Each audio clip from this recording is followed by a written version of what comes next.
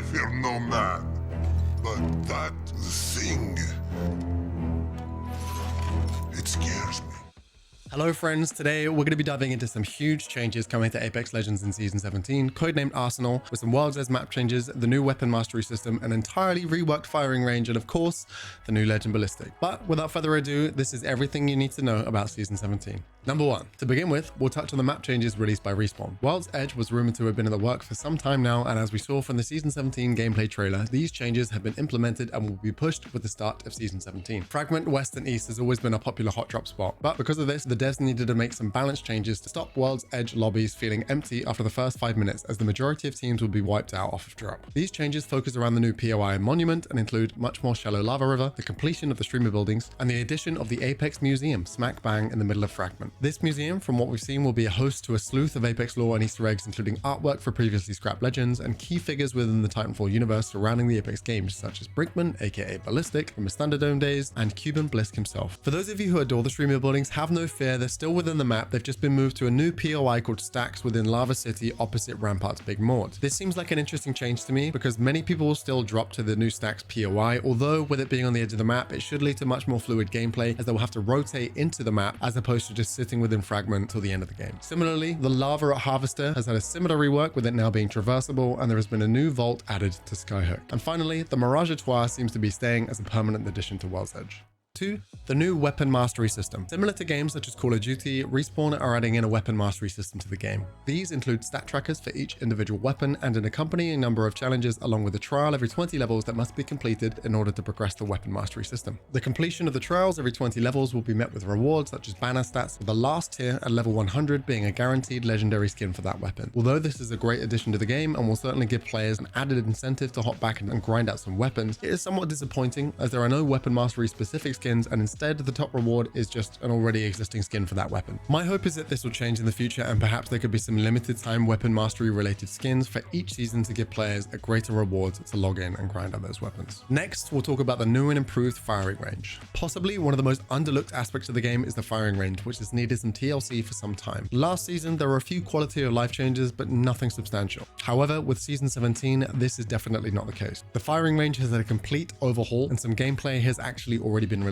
New areas, rooms, doorways, and ziplines have all been added, and the bots will also be able to fire back if desired in order to simulate an environment much closer to that of actual gameplay. The agility course, the training grounds, and the dueling pit have all been added. This is refreshing to see, as it seems as though the devs have now accepted that movement techs are a huge part of what makes Apex a unique experience, and the dueling arena is an additional nice touch for those 1v1s. 4. We'll be talking about the new survival item, the Evac Tower. Map rotations and repositioning has always been a key factor within Apex Legends in both the unranked and the ranked side of the game. This has often led to team compositions being built around legends who can easily rotate themselves and their teammates, especially within the competitive scene. This season, Respawn will be implementing a new survival item, the Evac Tower, in order to alleviate some of the pressure placed on these legends and to allow for more freedom when choosing your squad. These items will replace your heat shield or mobile respawn beacon in your survival slot, can be found in loot bins or around the map, and will be destroyed after a short cooldown following use. This tower can also be shot down by enemies, but has enough health that it would take a coordinated effort to do so. 5. The entire overhaul of the ranked and matchmaking system. This one's pretty juicy, so grab your popcorn, like, follow, and subscribe, and let's get into it. Respawn will be making some pretty drastic changes to the rank system that will roll out with Season 17. I'm interested to see how these changes will actually impact the health and the state of the game, although from what I've seen, I'm actually really excited and pleased with these changes on the whole. To begin with, the RP scoring system we have come to know is being entirely scrapped to be replaced with an LP ladder point system, paired with an MMR rating specifically designed with the Battle Royale genre in mind. The MMR system will function similarly to games such as Valorant and CSGO, where you have a number of placement matches and you are presented with a rank, as opposed to the current system of starting low and grinding to your peak rank before each season split. On that note, there will also no longer be a reset midway through the season in favor of a total reset at the end of each season. The next season, your placement will depend on your hidden MMR from your previous time on the game, as well as your performance in your 10 placement matches. The division per rank will be 1,000 ladder points, and the promotion bonus is being moved from 300 to 250. The level requirement for ranked will also be moved to level 50 to counter smurfs and cheaters, and to give this new system time to be implemented. This new ladder point system will have a strong focus on your match placement and will be paired with a number of bonuses tied to that placement. For instance, these bonuses will be split into 3 distinct categories. 1, your elimination bonus, which works much like the current KP system, although multiple eliminations on the same player will be discarded. You can only kill a player once in order to counter boosting accounts. 2, your rating bonus bonus, where your hidden MMR outperforms your current ladder points to help you catch up to where the system thinks you should be. And 3, your skill bonus, where you and your team interacts with a stronger opponent or an unfavorable scenario and you come out on top. To be honest, I'm not entirely sure exactly how Respawn are going to work out this skill bonus system, but I'm excited to see how it plays out. Additionally, there will be a flat entry cost of 35 ladder points as opposed to the current weighted system based on your rank, with 0 at bronze and 175 at peak pred. Whilst these bonuses are important, placement comes above all, and it will also determine your positive bonuses as well as your loss mitigation. For instance, if you come 15th to 20th, you will lose the full 35, whereas if you win, you would gain a minimum of 200 ladder points. You will now be placed among those within your MMR rating as opposed to your flat rank. The new system will also account for pre-made lobbies when calculating your MMR changes and your bonuses within the LP system. I imagine this will be one of the factors within that skill bonus system. This will hopefully alleviate 3-stack preds decimating the beginning of rank splits and will aid new players in not getting obliterated on their way to level 50 in pubs. Finally, on the rank season, Kings Canyon is returning to the map rotation and Storm Point is out for the first half, leaving Kings Canyon,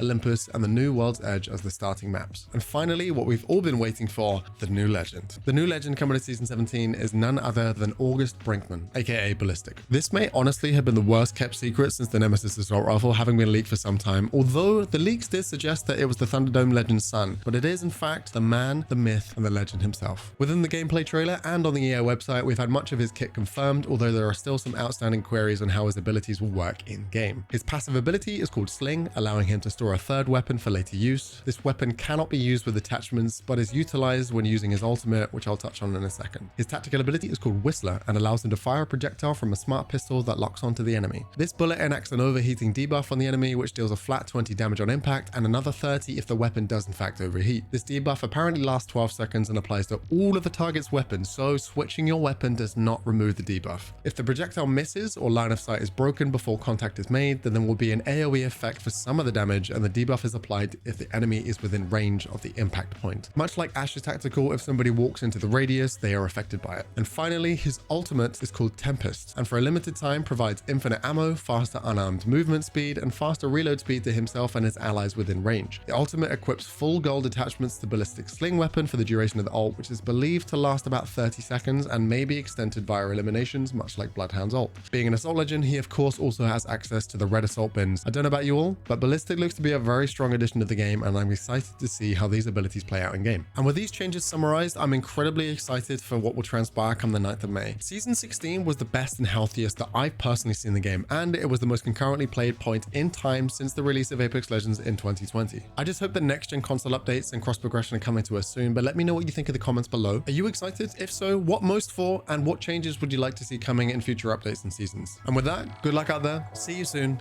and much love.